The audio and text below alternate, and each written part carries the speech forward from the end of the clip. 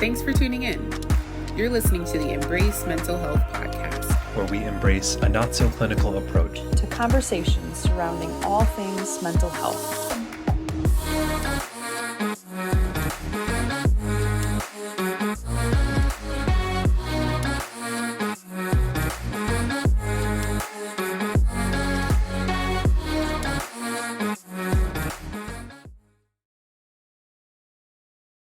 Hello, and welcome to the Embrace Mental Health podcast.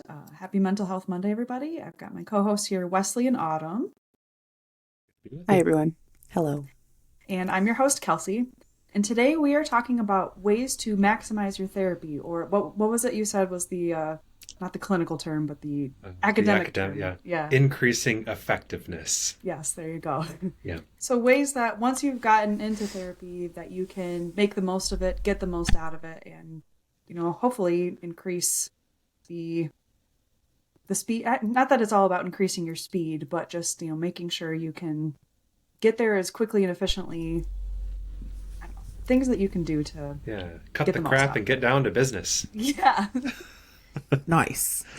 But as per usual, we have our introductory question, and Wes is going to lead us off with that one. Okay, everyone, get ready. This is for everyone, my fellow hosts here. Are you an introvert or an extrovert? And answer any way you want, because it's not always a simple one or the other. I think we should guess too. So, that'd be fun. Yeah. Ooh. Yeah. All right. I'll go first. So you guys guess. Do you think I'm an introvert or an extrovert? Introvert. Wait. I'm going to guess extrovert. Let me just a second. You are... Oh, you're an omnivert. You're both. That's what I'm going to go with. Trick question. Omnivert. It is a trick question. I think she's a secret extrovert. You're both kind of right. I'm more extroverted than I am introverted. But I would say what I kind of describe myself as is I'm a little bit more of like a shy extrovert.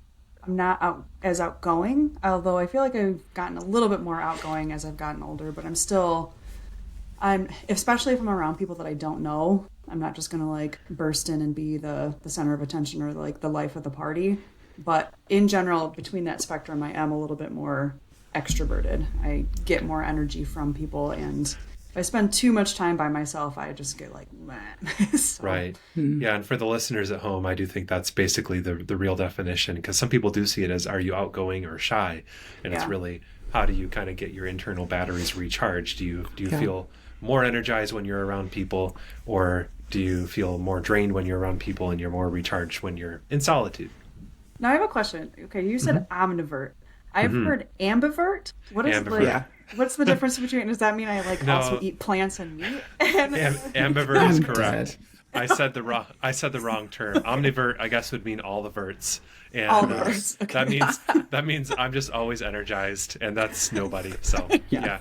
Ambivert is correct. Sure. I was confidently wrong right there. I am all energy. All right, who wants to go next? I will. I can go next. Go for it, Wes. So, okay. All right. What do you think I am? Wes, my guess is that you're an introvert. I'm going to go extrovert, but I'm not. Kelsey is correct. I'm actually very extroverted. But the tricky thing is that I'm quiet. I'm a quiet person. I'm actually pretty outgoing as well. Like, I'm very comfortable in social settings, talking to strangers, and I like to kind of jump right in social settings. But I like to just kind of be there and like interject a little bit here and there. I'm quiet. And so I come across as an introvert, but yeah, I'm all about hanging out with people. Dang. All right. I definitely typed you based off of how big of a Tolkien fan you are. I have a lot of Tolkien fan friends that are introverted, so I was like, easy money. No, and I'm not a big reader. I enjoy reading when I do, but I don't make very much time for it. So yeah. Lord of the Rings fans are obviously introverts, except for Wesley. That's nerds.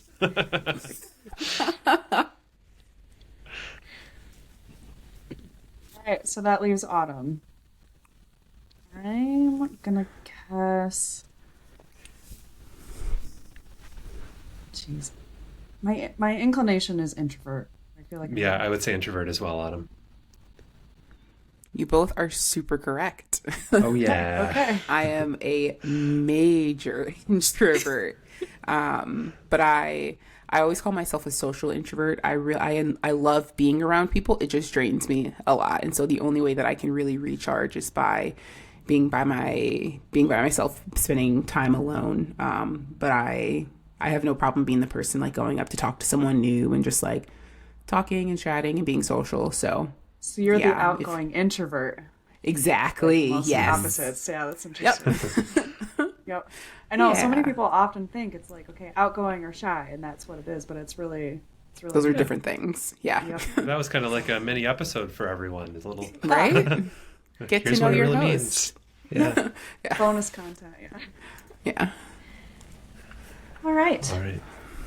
Did you have something else to say, Wes? You look like you're about to take a breath to say something. No, I was just ready to go. All right. Let's maximize therapy. Okay, let's do it. Yeah. So each of us have come up with just a couple of tips or a couple of things that we think could help people just maybe, like we said, make that therapy just a little bit more effective for them. So we'll kind of go in line here. So first up, Autumn, what do you have for us? So my first tip is being honest and transparent with your therapist. This might seem like it's a no-brainer, but it definitely is not. Especially if you're the type of person where you maybe didn't grow up in a household where vulnerability was really a strong value, or you're just not the type of person who's used to being open and honest. It's not like you walk into a therapist's office and all of a sudden your brain is like, yes, I now know how to be vulnerable.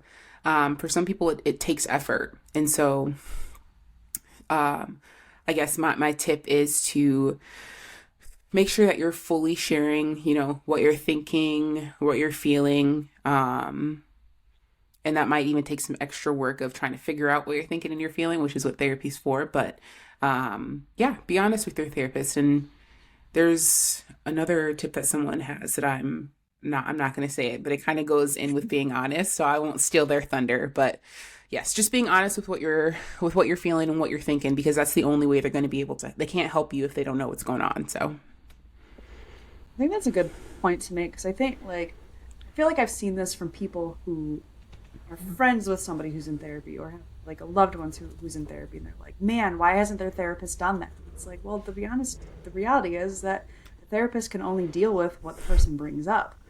And so if the person goes to therapy and they're not bringing up like the actual issue, or they're just kind of like doing all the surface stuff but aren't getting into that deep stuff, I mean, yeah, like you're hoping that your therapist can read some of that and ask some questions to help you get underneath a little bit. But at the same time, like, therapists can only go off of what their client is saying. They're not mind readers. They don't see this person in any other context. And so really, like, you have to bring it out in therapy, because it's not your therapist's job to also be a detective, like to try and figure out like, okay, what's their real problem here? And some of that, like therapists are trained to read between the lines or kind of see some of that, but like there's also a reality. I mean, they're not mind readers. And so, yeah. Yeah, if you're faking it, you're wasting your time, really. It's So yeah, and actually, Autumn, I don't know if you were speaking about mine, but my first tip here is very similar, and here's how I wrote it out. Once you are with a therapist you plan to stick with, really be yourself and don't worry about what your therapist thinks of you. So, so I do have that first part, because it's really not realistic for you to just kind of let your guard down and be your, as Autumn said, your kind of true vulnerable self necessarily with a therapist right away.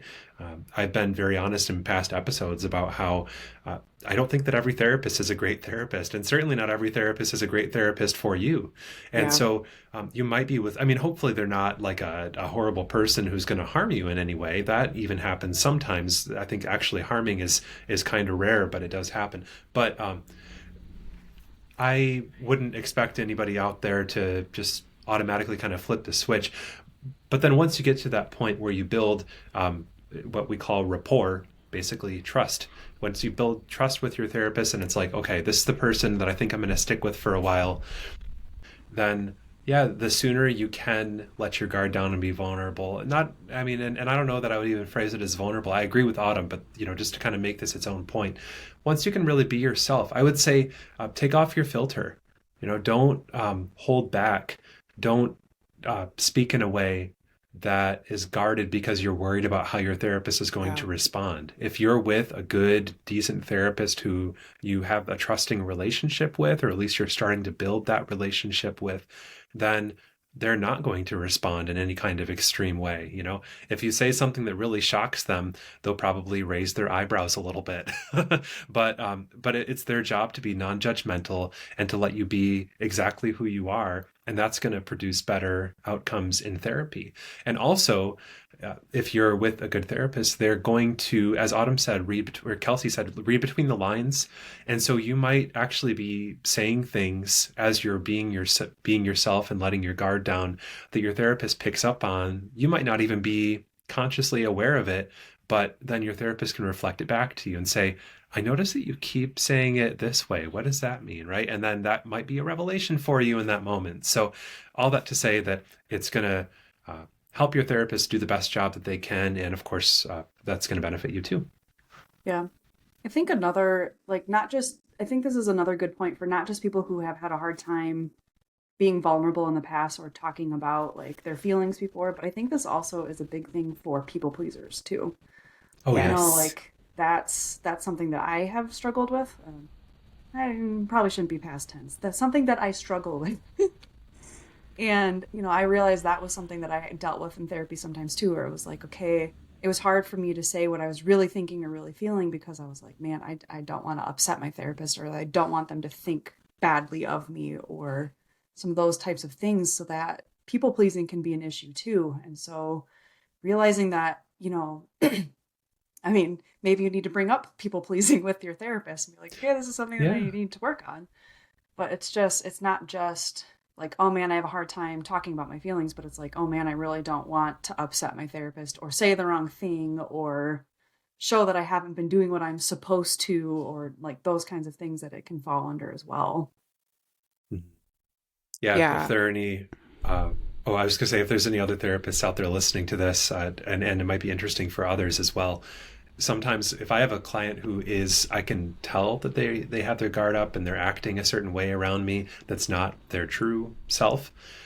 It's like some clients, it's best to kind of challenge them on that and say, hey, it seems like you're not being totally yourself with me, or like you're giving a lot of disclaimers, like you're worried about what I'm going to think of you, right? To actually call that stuff out and address it. And I love when I'm able to do that with a client, and that can be a really helpful moment.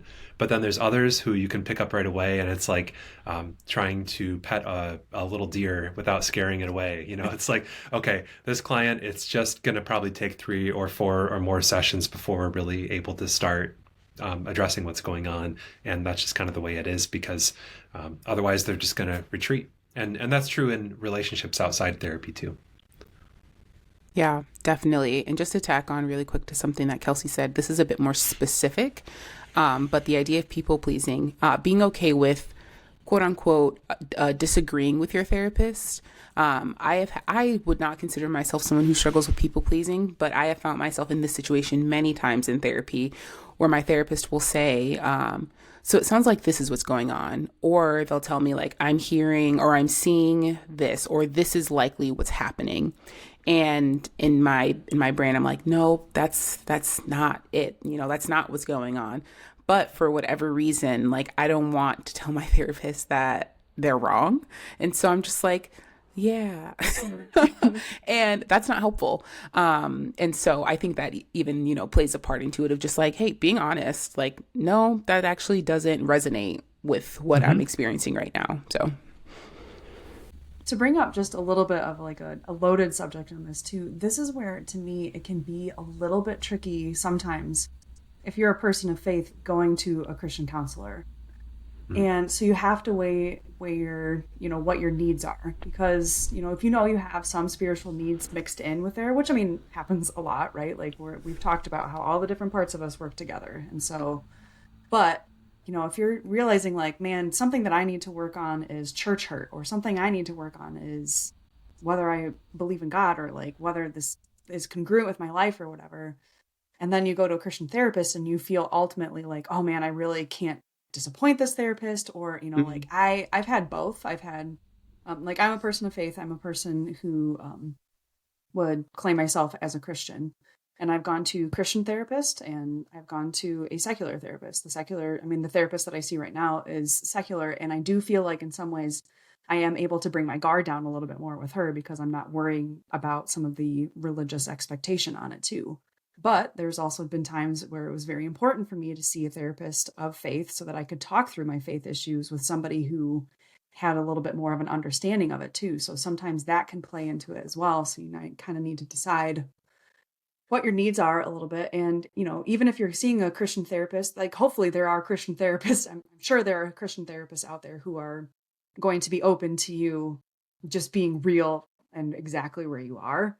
But if you're sensing that feeling of like, oh, I'm having to hold back because I don't want to disappoint my therapist because of this religious lens that's kind of getting put onto it, that's something to consider too about whether this is going to be your soulmate fit, as Wesley just said, or if you might need to find a different therapist for that need. So yeah, to go along with that, Kelsey, I will say that, well, first of all, I just want to speak to both your points because I feel like I have something valuable to add there. So Autumn was talking about letting your therapist know if they kind of miss the mark on something that they say, and something that I was trained to do, and people of other disciplines, social workers, psychologists, etc., are probably also trained to do things like this. But to kind of go a step beyond, like asking a client how they feel about something or just kind of reflecting back what they said, sometimes it can be a helpful counseling skill to essentially kind of guess how they're feeling or what they're thinking, and to really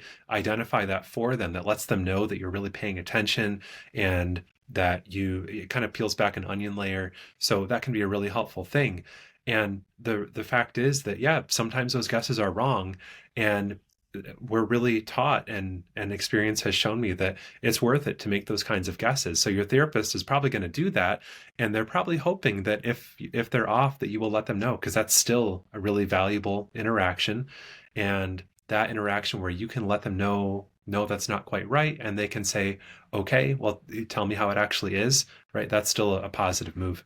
And then as far as the faith and stuff goes, Kelsey, I will say that in my master's program, I was surprised a little bit, just because in like academia and honestly, I think in like the mental health, there's just this idea there was this idea to me that people in those kinds of worlds were very, very like maybe progressive thinking and more likely to be agnostic or atheist and anti-religion, these kinds of ideas. But I was kind of surprised, at least in my program, that easily the majority of people, I would say in my classes where this came up, talked about, their faith a little bit. And they talked about how that's an important part of their work. And I don't think I think probably a couple, most of them were not going to sort of present themselves as Christian therapists or to work in a church or anything like that. But that's still an important part of who they are. And so all that to say that if there's somebody out there who wants to talk about these issues but doesn't want to see a quote unquote Christian therapist, it still might be worth bringing up with your therapist, because that might be something that they are comfortable talking about and speaking to. Mm-hmm. Yeah. All right, so that brings me to my first tip. And my first tip is actually to take notes. And this isn't the kind of thing where it's like, okay, I need to take like super thorough notes so that I can pass the test later. Or like, I don't know, if some people I feel like in school, they take notes just so they pay attention. But just like anytime you feel like your therapist says something that you're like, oh, like I've never really thought of it that way before. Or they have this like way of phrasing things that kind of opens up a door for you. I would just start collecting those things. I'm a little bit of my best friend calls me a maximalist, but I prefer to call it like more of a collector. And I think I've already shared, I have like 50 kabillion playlists on Spotify. But one of the other things that I have 50 kabillion of is I have a ton of albums of like photo albums on my phone. And one of them that I have on there is called Things to Reference Frequently. And it's like, if I have this word or this phrase or something that I'm like, oh man, I want to keep remembering this, but like keep bringing it to your mind. I think that that's one thing where taking notes, like anytime that your therapist says something, like write it down, or like you find something and you're like, man, I've never thought of it in this way or whatever. You can write it down and then put it somewhere where you can kind of reference it frequently to kind of keep that on the forefront of your mind. And that can be one way to kind of collect all the little jewels that you're getting in therapy and have them with you. I like it. That's really good. Dang. I'm going to start doing that. That's so good. Huh. Sometimes therapists will also take notes and have a notebook with them. So I'm just picturing this like kind of cool, awkward relationship where like both people have notebooks and they're like both writing as the other one is talking. And then it's like, oh, hey, you said this other thing a while ago. That would be really interesting and fun. Yeah. Yeah. My therapist is the one who has her notebook and writes stuff down. So I'm going to let you guys know how this interaction goes when I have my notebook, writing stuff down, listening to her. She's going to be like, wait, which one of us is in therapy again? Right. Yeah, right. And sincerely, that could be a really cool thing, but that also sounds like a funny, like a comic or like something from a sitcom or something, like just the antics. Definitely. Okay, moving into my second tip. Set goals and realistic expectations with your therapist. I think that this is something that is helpful to do kind of when you're starting out with your therapist, and then something to reevaluate if that goal changes. And it could be even something that's helpful for you to set every week with your therapist until the next time that you see them. And so for me, one of the things that I have right now, I set a goal with my therapist, like my overall goal for being in therapy with her. And it's when we were talking through, so my goal was to be mentally and emotionally stable and find healthy coping skills. And she asked me, okay, what does it look like to you to be mentally and emotionally stable? Which is a very good question, because it can be a very unrealistic expectation if I'm like, I never want to feel unregulated in my emotions again. Because, she'd be like, well, I don't know if I can do that. Probably can't do that. And so, setting a goal with your therapist, like, why are you in therapy? What is the point of you showing up every week? What do you want out of this? What do you want to see changed at the end of, a year, 6 months, 2 years being in therapy with them? And then setting those more like frequent or like smaller goals. This was very helpful for me when I was in the psychiatric hospital. Something that we had to do every single morning was set a goal. And it could be something just as small as like, I am going to talk to the new person today, or I am going to go to all of the sessions. Clearly those goals will look a lot different if you're not inside of an adult psychiatric unit. But the reason why those goals were so important is because it helped you realize that you were capable of achieving goals, right? You would get to the end of the day. If your goal at the beginning of the day was, I'm going to finish my book, and then by the end of the day, you finished your book, whatever that like thing is in your brain that sets off, like when you do something good, it's set off. And it's not like because I won the lottery, because I just finished my master's degree. No, it's because I finished my book. And at the beginning of the day, I said I was going to. And so there's something really beneficial about, figuring out with your therapist, what is one, mental, psychological, emotional, maybe even physical, some sort of like goal for yourself that you can try and work towards to attain this week. So that way, by the next time that I see you, we can have a quick mini celebration. And it really just slowly builds up your confidence, which I think it plays a large role in our mental and emotional well-being. So, yeah. That's gold. I love it. That's something that I've talked about a lot with folks who are grieving. And so if someone is out there listening and you're in a place where you've had a major loss, where you feel kind of lost and disoriented in your life, if you're going through a crisis, if you feel like things have been falling apart, what Autumn just talked about is something that could be really helpful to implement in your day-to-day life, even if you're not in therapy, is really just to set goals that are almost too small, that are almost maybe laughably easy to you. And it might seem a little bit silly, but you'll find that if you do that, then yeah, there is something in the brain that gets a little bit of a light going off in a good way that's like, hey, you know what? That was like baby level, but I did it, dang it, Yeah. And if you keep on doing that, then that will allow you to reach a little bit farther as time goes on. So that's great stuff. I think, it's always good to have kind of, I like the idea too of like a major goal and then like some of the smaller goals that help you get there too. Because, you always kind of want to have a direction in mind, a general direction. It doesn't have to be like, this is the only thing that we're going to talk about. But at the same time, having like a direction that you're taking and something that you're working towards attaining, then also just having those little things too to be like, okay, that goal right now seems really big and seems unattainable, but like all these little goals, I'm reaching those. And so like, one of the things that was helpful for me, I think there was this quote that was one of my reference these often, but it was peace of mind comes piece by piece. And that was like such a helpful thing for me because it was like, okay, I really wish I could get my peace of mind all at once, but I have to take it little piece by little piece. And so like your big goal, is still there, but it's those little pieces that help get you there too. And sometimes just as whatever you can help do to set yourself to get, one little tiny step at a time, it's still going in a direction, it's still making progress. And so that's, yeah, very helpful to always have a direction in mind so that you're not just kind of meandering about. Yeah. Yep. Dude, I'm literally going to riot soon if we don't get Embrace merch because that definitely belongs on a t-shirt. Peace of mind comes piece by piece. Like, we have so many golden nuggets. We need merch so soon. All right. Yes. Yeah. Lots of nuggets. Yep. That should be a shirt too. Lots of nuggets. Lots of nuggets. Yeah. Some goofy shirts too. All right. Well, my next one is, again, for everyone out there, but especially the people pleasers. And that is, if you're not seeing the results that you want, please say something to your therapist about that.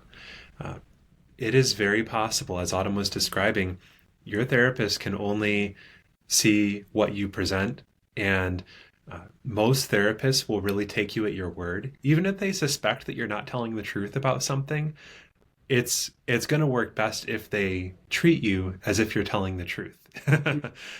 And so they may or may not completely genuinely believe you about every single little thing, but they're going to do therapy kind of in that good faith. And so if you are acting as if this is great, this is really helpful, or even if you're just not saying anything, perhaps your therapist is just assuming that what they're doing is working because that's what they're used to, right? But I have talked with multiple people who have been in therapy for a very long time and felt like they haven't gotten anywhere. And I'm like, why haven't you changed something about what you're doing?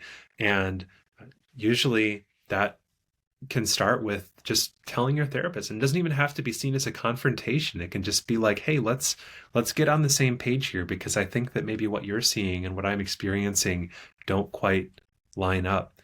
And I would be willing to bet that most therapists out there would really appreciate that. We don't want to be kind of stringing you along and being like, all right, woohoo, this is going great, and this client is so easy, and we're really making lots of progress.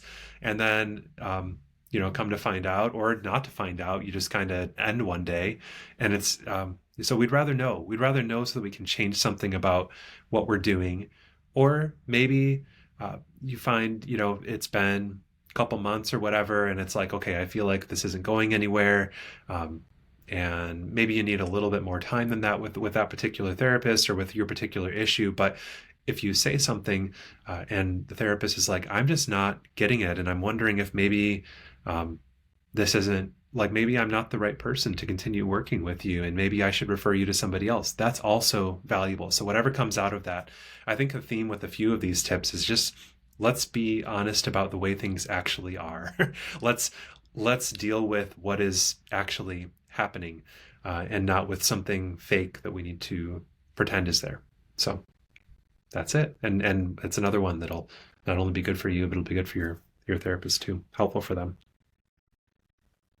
I think too, like it doesn't have to be this like big confrontational thing because obviously a lot of us deal with struggle, like we don't want to have conflict. And so it's not like you have to go up to your therapist and be like, we're not doing what I want and I need to tell you that you're doing a terrible job. Like that doesn't have to be like this. You can just even be like, I feel like we've been spending a lot of time focusing on this, but something that I think I'd rather focus on a little bit more for the next few weeks would be this. Like, it doesn't have to be this like big like power dynamic or you're trying to like take over the therapist or that kind of thing, but can just be a little bit more of, say something or like, okay, if we need to redirect halfway through, that's cool. And I'm sure your therapist is going to be open to hearing that too.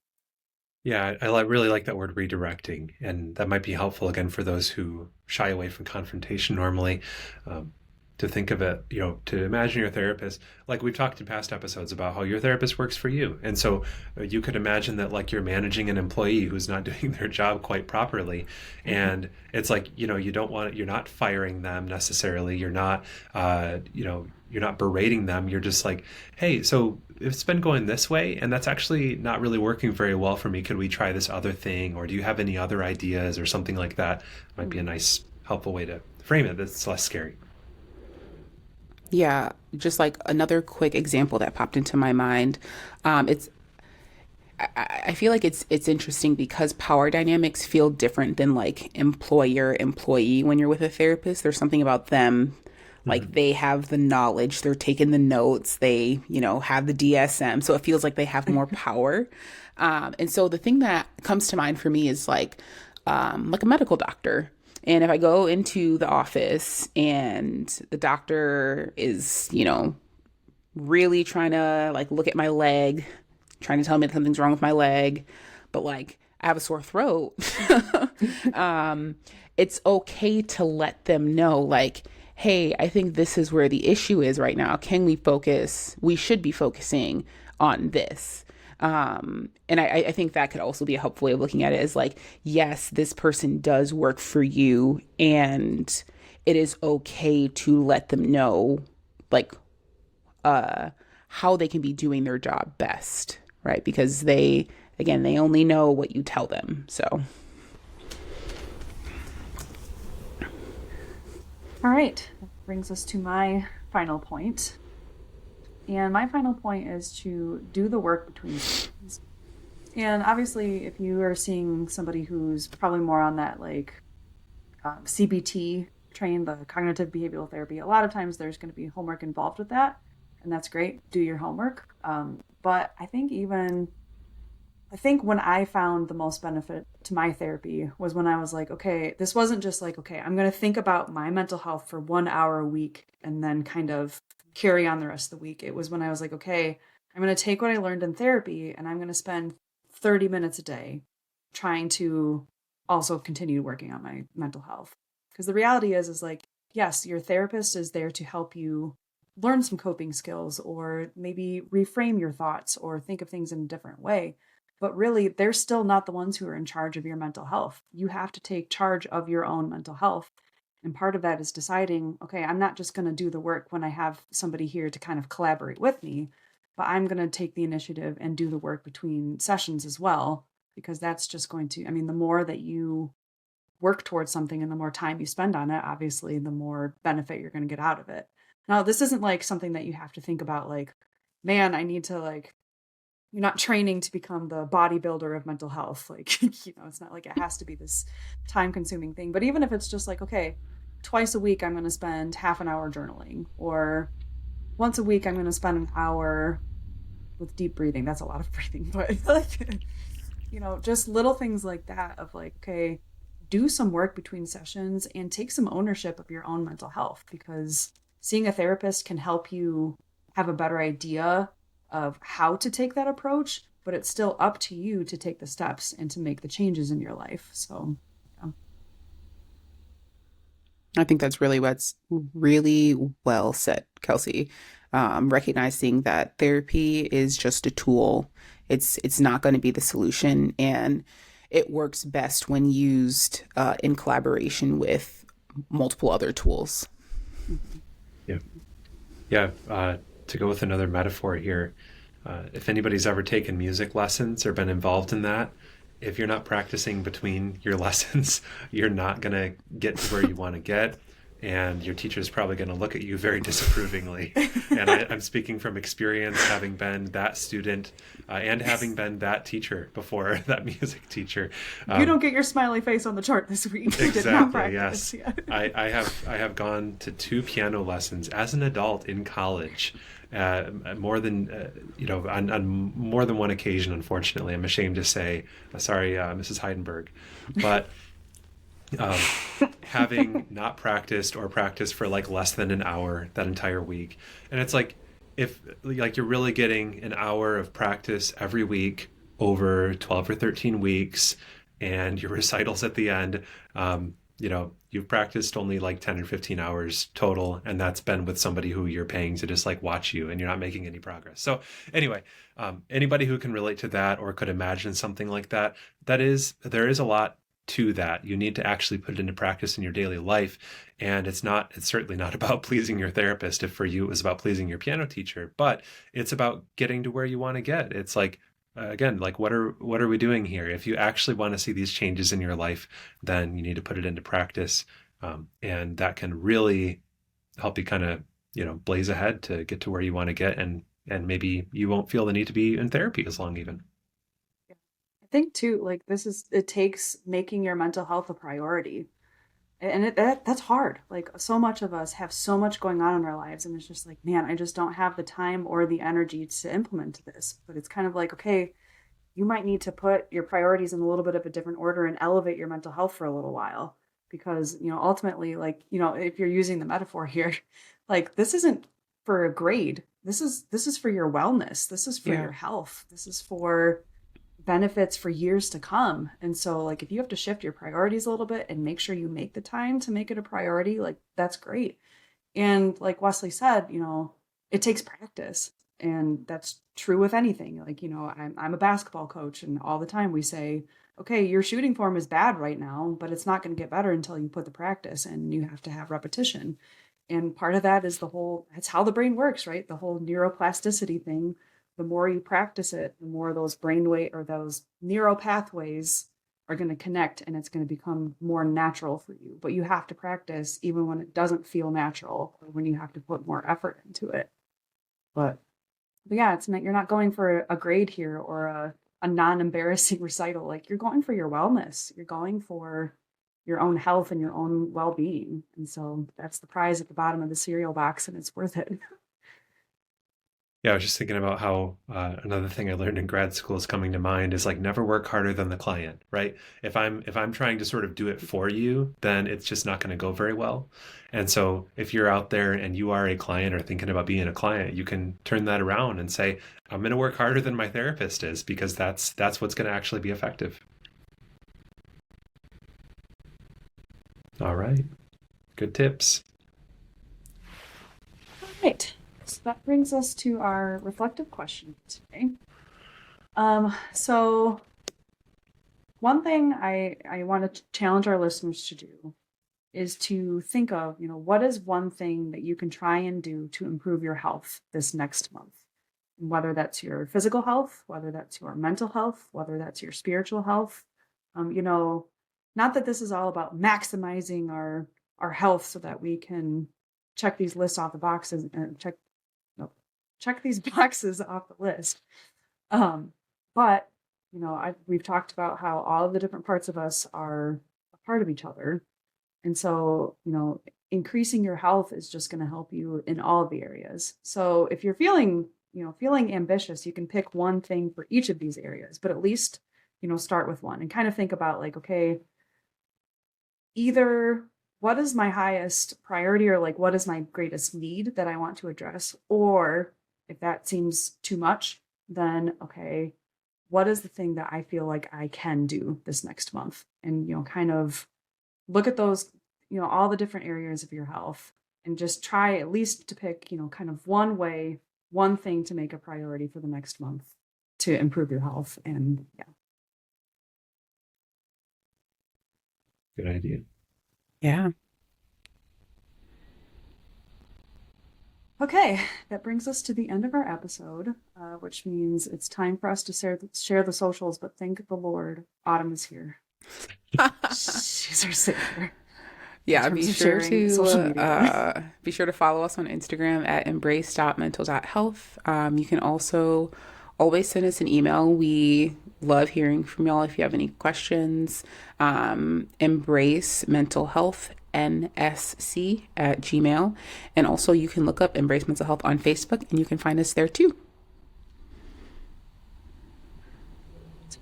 Thanks for listening.